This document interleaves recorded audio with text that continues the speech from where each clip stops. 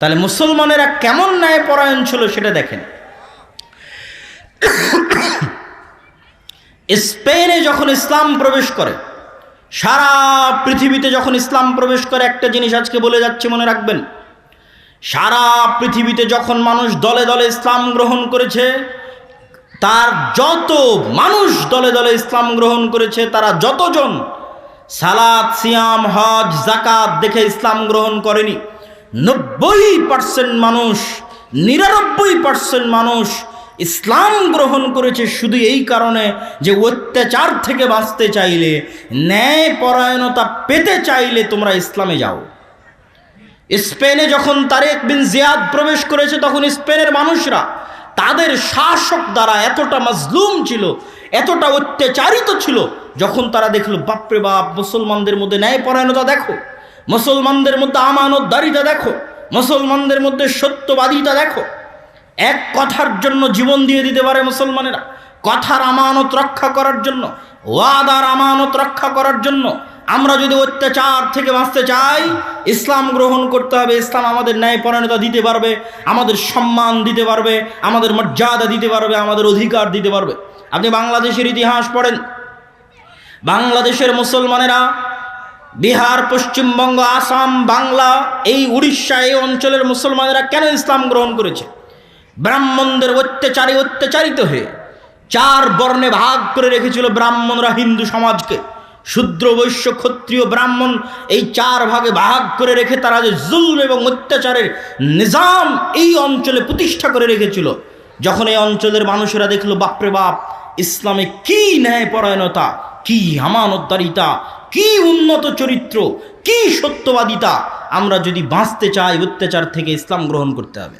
খালি অত্যাচার থেকে বাঁচতে ইসলাম গ্রহণ করেছিল। মনে রাখতে হবে, ওই যুগে রাসূল সাল্লাল্লাহু আলাইহি ওয়াসাল্লামের যুগে এই ফোন আর এই ইউটিউব চ্যানেল আর এই মিডিয়া কিচ্ছু ছিল না।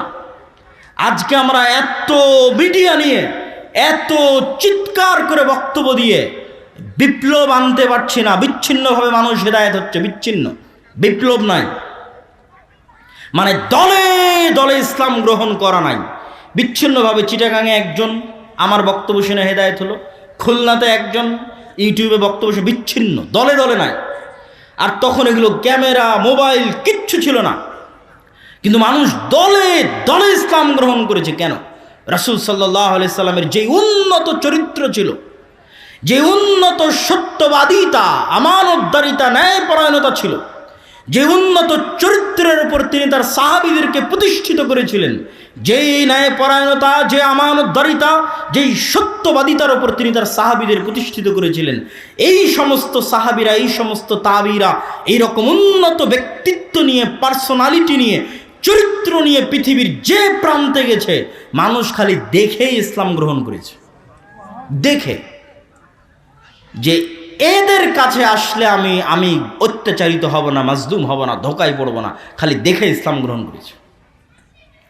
আর আমাদের মধ্যে ওই ন্যায়পরায়ণতা নাই, ওই আমানতদারিতা নাই, ওই সততা নাই, ওই সত্যবাদিতা নাই।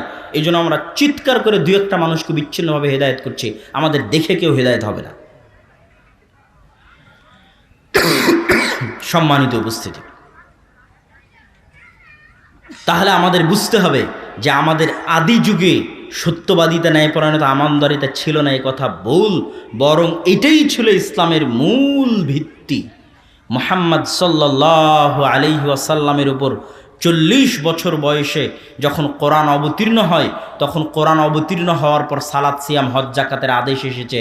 কিন্তু কোরআন অবতীর্ণ হওয়ার আগে থেকেই জন্মগত তিনি সত্যবাদী, জন্মগত তিনি আমানতদার, জন্মগত তিনি ন্যায়পরায়ণ। কোরআন অবতীর্ণ হওয়ার আগে থেকেই পুরো মক্কার মানুষ জানে মুহাম্মদ সাল্লাল্লাহু আলাইহি ওয়াসাল্লাম সত্যবাদী। গত 40 বছরে একদিনের জন্য, 1 সেকেন্ডের জন্য মিথ্যা কথা বলেননি, 1 চুল পরিমাণ মানুষের আমানতের খেয়ানত করেননি, কারো প্রতি চুল পরিমাণ অন্যায় করেননি।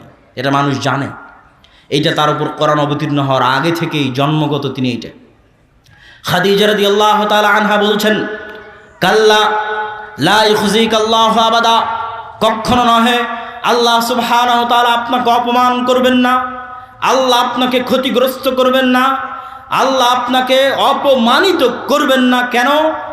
তাসিলুর রাহিম, আপনি আত্মীয়তার সম্পর্ক রক্ষা করেন। তাকরি জাইফ, মেহমান আসলে মেহমানের মেহমানদারি করেন। তুইনু আলা নাওয়াইবিল হক, বিপদগ্রস্ত মানুষকে সহযোগিতা করেন। ওয়া তাহমিলুল কাল, যার বোঝা ভারী হয়ে গেছে তার বোঝা উঠান। এগুলো খাদিজা রাদিয়াল্লাহু তাআলা আনহা বলছে যেই দিন জিবরাইল আল্লাহর নবীর কাছে হেরা গুহায় এসেছেন, এসে জোরে চেপে ধরে বলেছেন ইকরা ইকরা ইকরা ইকরা বিসমি রাব্বিকাল্লাযী খলাক। ওই দিন তিনি ঘরে ফিরে এসে খাদিজাকে বলছেন জাম্মিলুনি জাম্মিলুনি। সেই দিন খাদিজা আল্লাহর নবীকে বলছেন শোনেন, আল্লাহ আপনাকে অপমানিত করবেন না, আপনাকে ক্ষতিগ্রস্ত করবে না। কেন? আপনি আত্মীয়তার সম্পর্ক রক্ষা করেন। এটা তার জন্মগত বৈশিষ্ট্য যে তিনি আত্মীয়দের সাথে ভালো ব্যবহার করেন। মুহাম্মদ সাল্লাল্লাহু আলাইহি ওয়াসাল্লাম। তাকরি জাইফ, আপনার বাড়িতে মেহমান আসলে ধনী হোক গরিব হোক ওই মেহমানকে সম্মান করেন। আল্লাহর নবী বলছেন মান ইউমিন বিল্লাহ ওয়াল ইয়াউমিল আখির, কেউ যদি আল্লাহকে বিশ্বাস করে, কেউ যদি পরকালকে বিশ্বাস করে, তাহলে আমি মুহাম্মদ তাকে বলে যাচ্ছি সে যেন তার বাড়িতে আসা মেহমানকে সম্মান করে। তিনি মেহমানকে সম্মান করতেন, ধনী গরিব যে মেহমানই হোক। এটা তার জন্মগত বৈশিষ্ট্য। তো এই আলা নাওয়াইবিল হক, কাউকে বিপদে পড়তে দেখলে তার সহযোগিতা এগিয়ে যান। তাহমিলুল কাল, কারো ঋণের বোঝা ভারী হয়ে গেলে অথবা চলতে ফিরতে সত্যিকার বোঝা ভারী হয়ে গেলে সেই বোঝা তিনি উঠিয়ে দিতেন। এটা মুহাম্মদ সাল্লাল্লাহু আলাইহি ওয়াসাল্লাম এই উন্নত চরিত্রের অংশীদার জন্মগত। তো তার দাওয়াত দেখে বলো লা ইলাহা ইল্লাল্লাহ, শিরকের উপর জ্বলন্ত বক্তব্য দেখে যত মানুষ ইসলাম গ্রহণ করেছে তার চেয়ে বেশি ইসলাম গ্রহণ করেছে এই উন্নত চরিত্রের কারণে। যে এত উন্নত চরিত্র আমরা জীবনে পৃথিবীতে দেখিনি, মানুষের হতে পারে এত উন্নত চরিত্র। আর আমাদের আলেম ওলামাদেরকেই দেখেন, ফেসবুকে দেখেন আর বক্তব্যের মঞ্চে দেখেন, কত কামড়া কামড়ি মারামারি গালাগালি। তো কোথায় আপনি ওই বিপ্লবী কোথায় পাবেন, আর ওই আমানতদারিতা সততা ন্যায়পরায়ণতা কোথায় পাবেন? নাই। ওই উন্নত চরিত্র কোথায় পাবেন যেটা মুহাম্মদ সাল্লাল্লাহু আলাইহি ওয়াসাল্লামের ছিল। শুধু তাই নয়, আজ আমরা মুসলমানেরা মক্কার ওই যুগের কাফের মুশরিক কুরাইশদের চাইতেও চারিত্রিক দিক থেকে খারাপ হয়ে গেছে। কেমনে? আবু সুফিয়ান রাদিয়াল্লাহু তাআলা আনহু মক্কা বিজয়ের পূর্বে কাফের মুশরিক কুরাইশদের সর্দার ছিলেন। বদর, উহুদ, খন্দক এই যুদ্ধগুলোতে আল্লাহর নবীর বিরুদ্ধে নেতৃত্ব দিয়েছেন।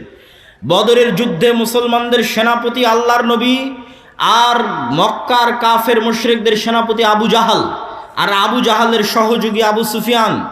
উহুদের যুদ্ধে মুসলমানদের সেনাপতি মুহাম্মদ সাল্লাল্লাহু আলাইহি ওয়াসাল্লাম, আর মক্কার কাফের মুশরিকদের সেনাপতি আবু সুফিয়ান। খন্দকের যুদ্ধে আবু সুফিয়ান সারা আরব থেকে 10,000-এর অধিক গোত্র নেতা, উপনেতা, দলনেতা জমা করে গোটা মদিনাকে ঘেরাও করে রেখেছে 1 মাসের জন্য। আবু সুফিয়ান এই 1 মাসে মদিনাকে ধ্বংস করবে, মুহাম্মদ সাল্লাল্লাহু আলাইহি ওয়াসাল্লামকে হত্যা করবে। এই আবু সুফিয়ান তার কাফের অবস্থায়, তার মুশরিক অবস্থায় তৎকালীন বাদশাহ হিরাক্লিয়াস জেরুজালেমে রোমান সম্রাটের অধিপতি হেরাক্লিয়াসের দরবারে হেরাক্লিয়াস আবু সুফিয়ানকে জিজ্ঞেস করতেছে, বলো মুহাম্মদ সাল্লাল্লাহু আলাইহি সাল্লাম সম্পর্কে কি জান? 7টা থেকে 8টা প্রশ্ন করেছে আবু সুফিয়ানকে হেরাক্লিয়াস।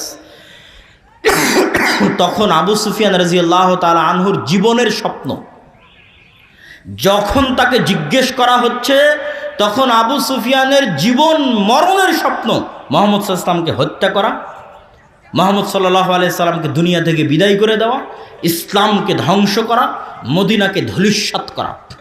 এটা তার জীবন ও মরণের স্বপ্ন। এই রকম অবস্থায় হিরাক্লিয়াস আবু সুফিয়ানকে জিজ্ঞেস করতেছে তার চিরশত্রু মুহাম্মদ সম্পর্কে সাল্লাল্লাহু আলাইহি ওয়াসাল্লাম। তো আবু সুফিয়ান রাদিয়াল্লাহু তাআলা আনহু বলছেন, আমার যদি মিথ্যা বলতে লজ্জা না হতো তাহলে আমি আজকে মিথ্যা বলতাম, কিন্তু আমি মিথ্যা বলতে লজ্জা পাই। এই জন্য আমার চিরশত্রু, যাকে হত্যা করা আমার জীবনের টার্গেট, যার ইসলামকে ধ্বংস করা আমার জীবনের টার্গেট, যার মদিনাকে ধূলিসাৎ করা আমার জীবনের লক্ষ্য উদ্দেশ্য, তার বিরুদ্ধে আমি আবু সুফিয়ান মিথ্যা বলিনি। এবার নিজেকে মাপেন।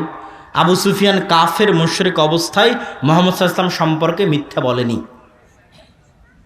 আর আজকের যে কোনো রাজনৈতিক দল বলেন, আলেম ওলামা বলেন, দল বলেন, সংগঠন বলেন, যে কোনো পর্যায়ের দায়িত্বশীলকে জিজ্ঞেস করলে সে আরেকজনের নামে মিথ্যা বলবে। মিথ্যা অপবাদ দিবে, গীবত করবে চোখ বন্ধ করে। আর আবু সুফিয়ান কাফের মুশরিক অবস্থায় তার চিরশত্রু মুহাম্মদ সাল্লাল্লাহু আলাইহি ওয়াসাল্লাম সম্পর্কে মিথ্যা বলেনি, মিথ্যা বলতে লজ্জা পেত। তাহলে যে কাফের মুশরিক অবস্থায় মিথ্যা বলতে লজ্জা পায়, ও ইসলাম গ্রহণ করলে কত সত্যবাদী হবে, কত আমানতদার হবে, কত ন্যায়পরায়ণ হবে।